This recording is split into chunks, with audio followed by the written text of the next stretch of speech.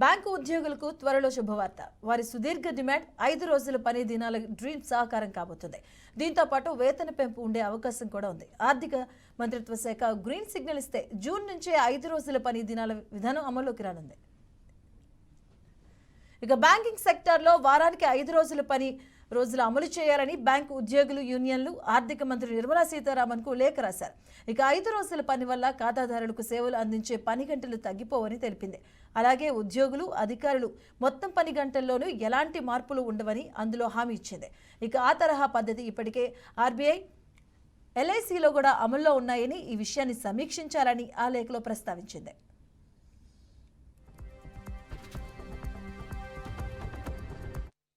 5 రోజుల పని దినాల డిమాండ్ 2017 నుంచి ఉంది. ప్రస్తుతం నెలలో 2, 4 శనివారం బ్యాంకు సెలవులు పాటిస్తున్నాయి. ఇక కేంద్రం ఆమోదిస్తే ప్రభుత్వ ప్రైవేట్ బ్యాంకుల్లో 3.8 లక్షల మంది అధికారులు 9 లక్షల మంది ఉద్యోగులకు వీక్లీ ఆఫ్ వేతన పెంపు ఫలాలు అందుతాయి. ఇవి ప్రభుత్వ ప్రైవేట్ బ్యాంకులకు వర్తిస్తుంది.